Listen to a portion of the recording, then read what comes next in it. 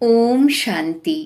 আজ 28শে আগস্ট 2024 প্রাতঃ মুরলি। বাবা আজ বলেছেন, মিষ্টি বাচ্চারা, তোমরা যত বাবাকে স্মরণ করবে ততই আত্মাতে লাইট আসবে, জ্ঞানবান আত্মা উজ্জ্বল হয়ে ওঠে। আজকের মুরলির প্রশ্ন, মায়া কোন বাচ্চাদেরকে এতটুকু বিরক্ত করতে পারে না? উত্তর, যারা সুপরিপক্ক যোগী হয়, যারা যোগ বলের দ্বারা নিজের সব কর্মেন্দ্রিয়কে শীতল করেছে, যারা যোগে থাকারই পরিশ্রম করে, মায়া তাদের এতটুকু বিরক্ত করতে পারে না। যখন তোমরা বলিষ্ঠ যোগী হয়ে যাবে তখন সুযোগ্য হবে। সুযোগ্য হওয়ার জন্য সর্বাগ্রে পিউরিটির দরকার। ওম শান্তি। মিষ্টি মিষ্টি বাচ্চাদেরকে বাবা বসে বোঝাচ্ছেন, অজ্ঞানতার বসে তোমাদের আত্মা ডাল অর্থাৎ নিষ্প্রভ হয়ে গেছে। হিরেতে যে ঔজ্জ্বল্য থাকে পাথরের তা থাকে না, সেই জন্য বলা হয় পাথরের মতো ডাল হয়ে গেছে।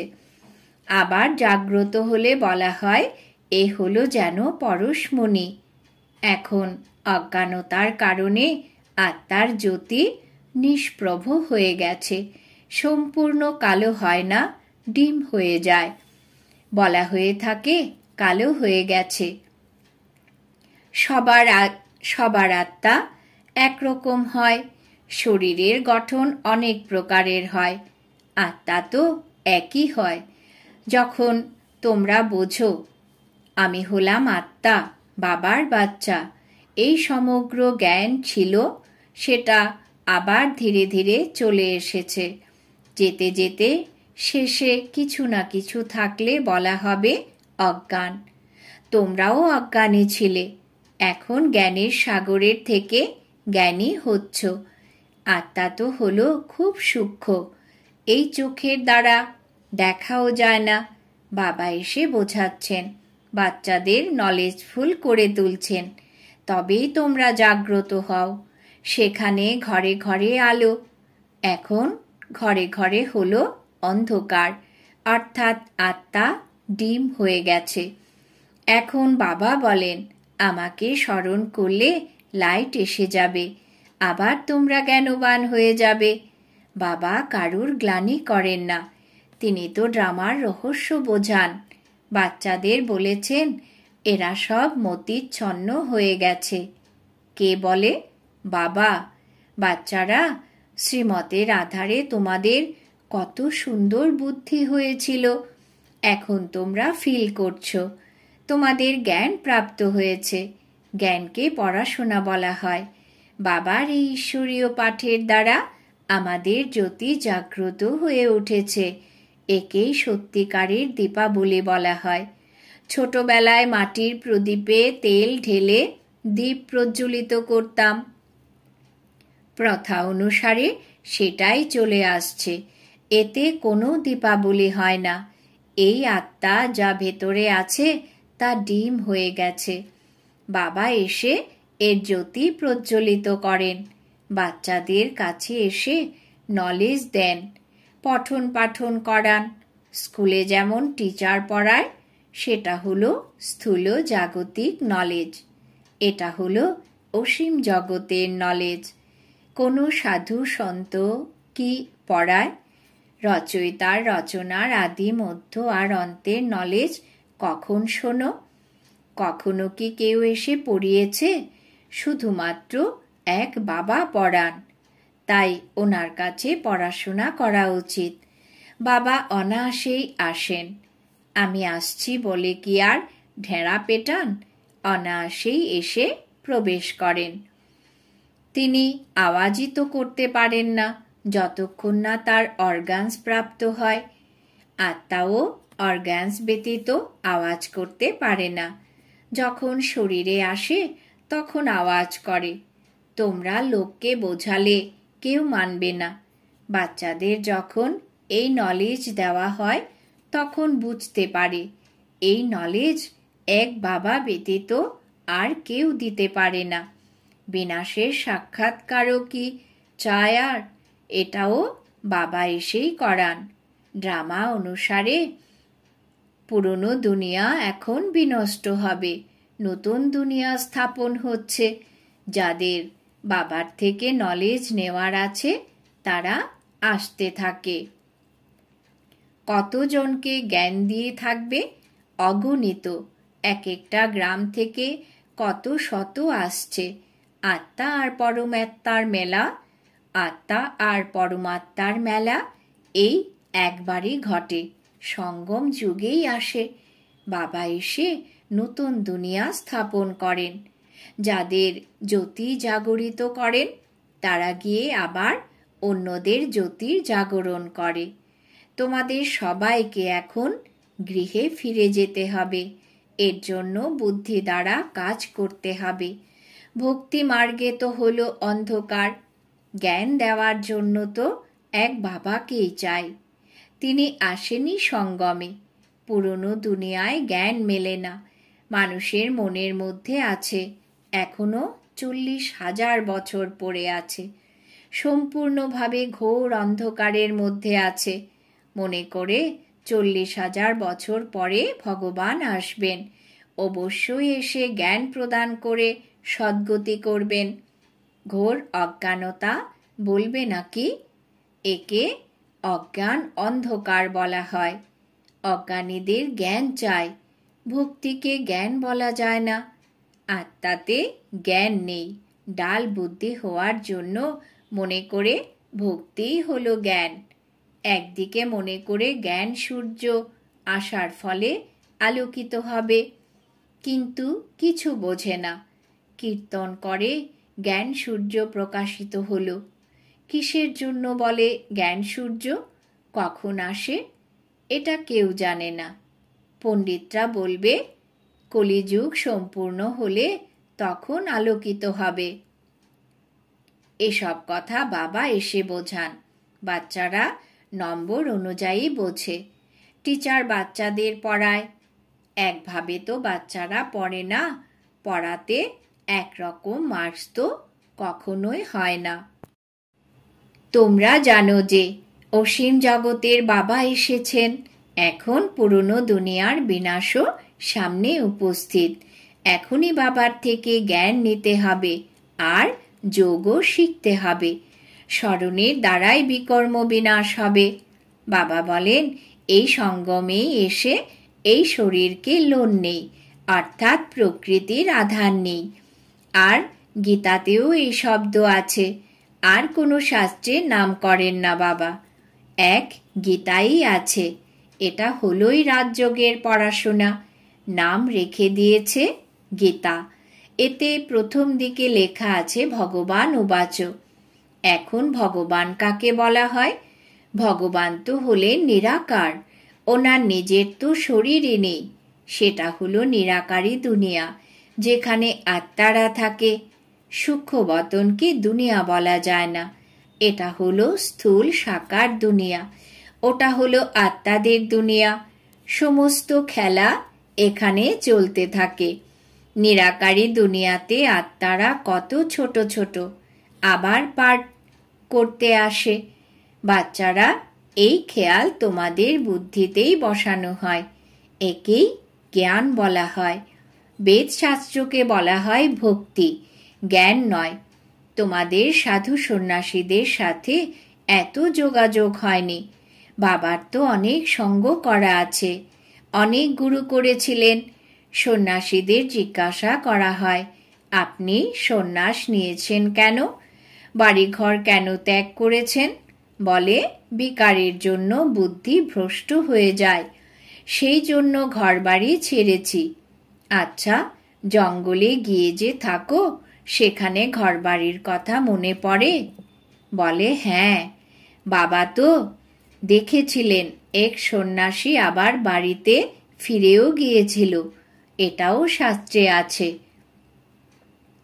মানুষ বানপ্রস্থ অবস্থায় তখন যায় যখন বয়স বেড়ে যায়।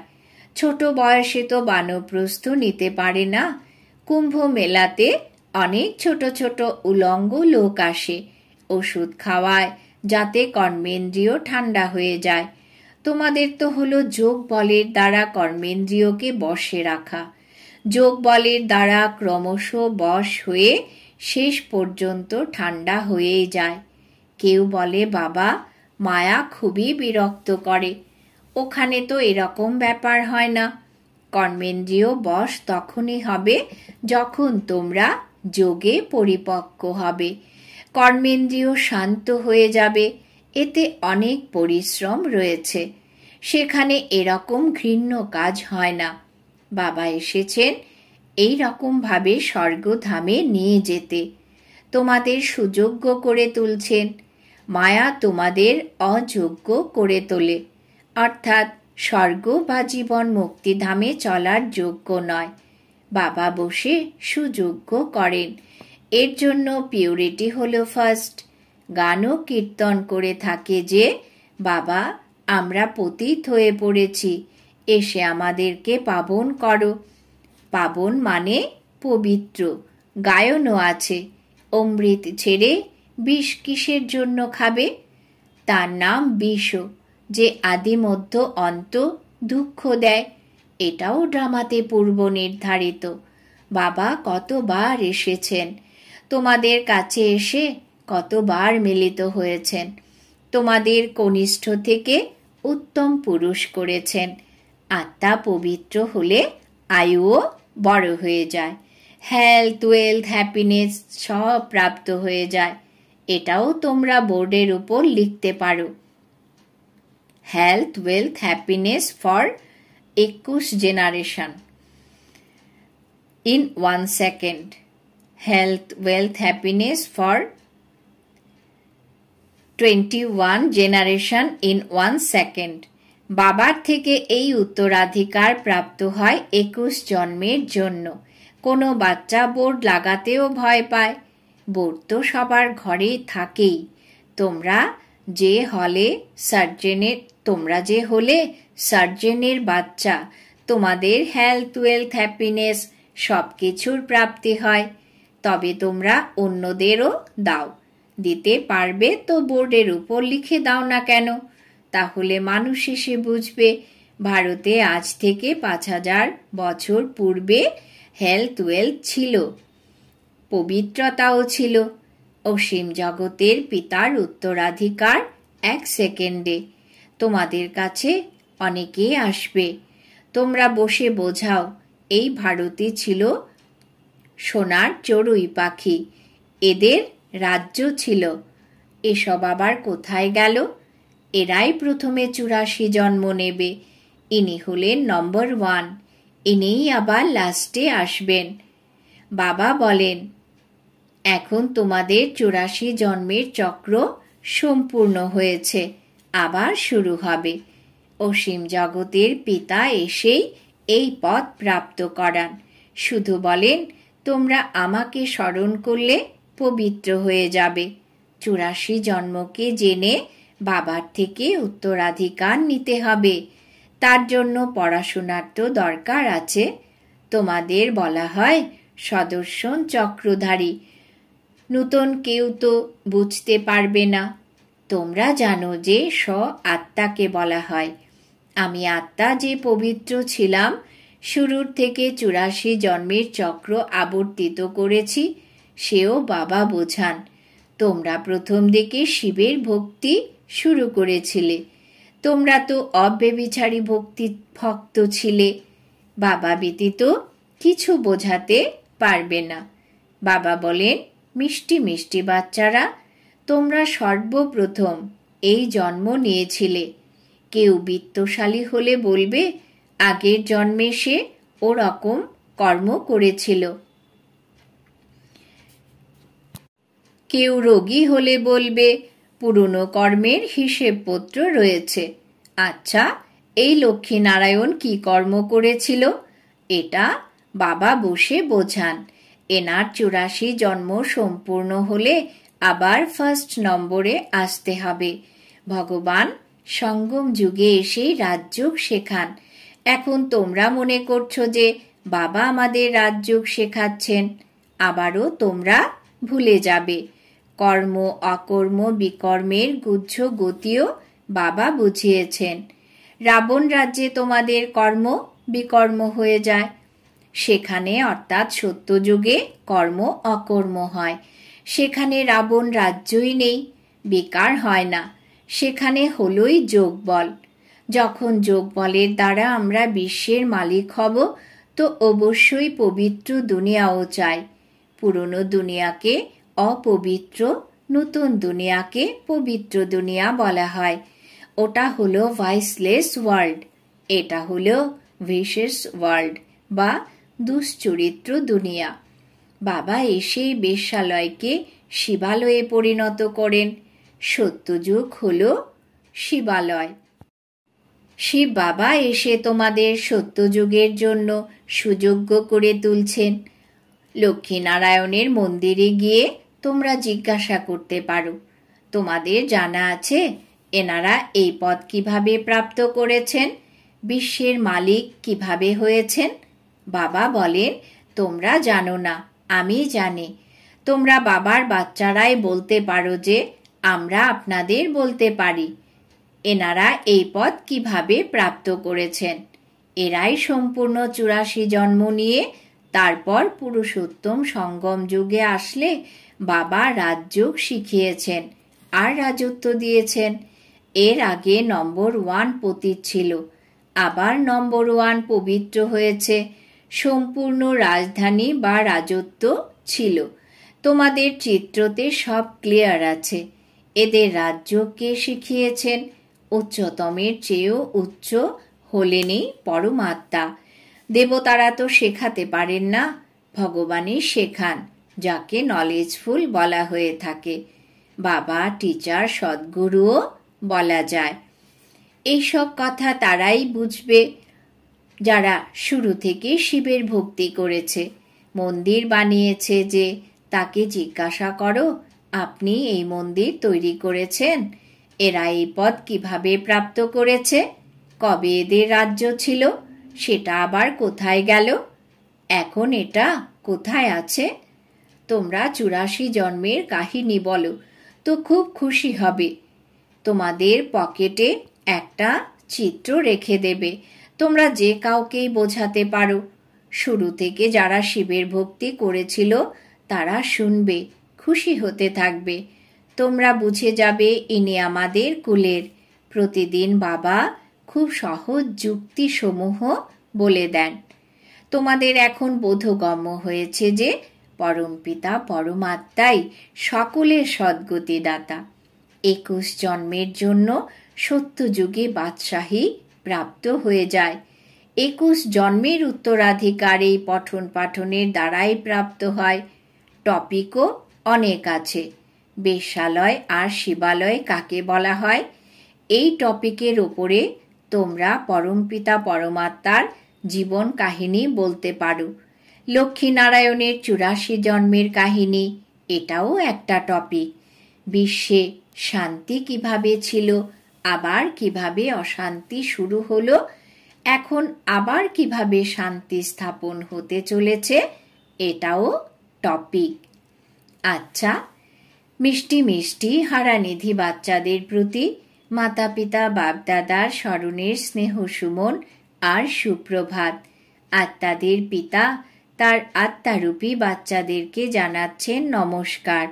আমরা আত্মারূপী বাচ্চারা আমাদের মাতা পিতা বাপদাদাকেও জানাই স্মরণের স্নেহ সুমন সুপ্রভাত, নমস্কার। ধারণার জন্যে মুখ্য সার। 1 নম্বর, এখন উত্তম পুরুষ হওয়ার জন্য স্মরণের শক্তির দ্বারা আত্মাকে পবিত্র করতে হবে। কর্মেন্দ্রিয়ের দ্বারা কোনো বিকর্মই করতে নেই। 2 নম্বর, জ্ঞানবান হয়ে আত্মাদের জাগরিত করার সেবা করতে হবে। আত্মারূপী জ্যোতিতে জ্ঞান যোগের ঘৃত ঢালতে হবে। শ্রীমতের আধারে বুদ্ধিকে স্বচ্ছ করতে হবে। বরদান। বাবা আজ বরদান দিয়েছেন, পয়েন্ট স্বরূপে স্থিত হয়ে মন বুদ্ধিকে নেগেটিভের প্রভাব থেকে সেফ রাখা বিশেষ আত্মা ভব। পয়েন্ট স্বরূপে স্থিত হয়ে মন বুদ্ধিকে নেগেটিভের প্রভাব থেকে সেফ রাখা বিশেষ আত্মা ভব। যেমন যখন কোনো সিজন আসে তো সেই সিজন থেকে বাঁচার জন্য সেই অনুসারে অ্যাটেনশন রাখা হয়। বর্ষা এলে ছাতা, রেনকোট ইত্যাদির জন্য অ্যাটেনশন রাখে, শীতকাল এলে উষ্ণ পোশাক রাখে। সেই রকম বর্তমান সময়ে মন বুদ্ধিতে নেগেটিভ ভাব আর ভাবনা জন্ম দেওয়ার বিশেষ কাজ মায়া করছে। সেই জন্য বিশেষ সেফটির সাধন ধারণ করো। এর সহজ সাধন হলো এক পয়েন্ট স্বরূপে স্থিত হওয়া, আশ্চর্য আর কোশ্চেন মার্কের পরিবর্তে বিন্দু লাগানো, অর্থাৎ বিশেষ আত্মা হওয়া। স্লোগান: আজ্ঞাকারী হলো সে যে প্রতিটি সংকল্প, বাণী আর কর্মে জি হুজুর করে। আজ্ঞাকারী হলো সে যে প্রতিটি সংকল্প, বাণী আর কর্মে জি হুজুর করে। আজকে সমান আমি বিশেষ আত্মা। ওম শান্তি।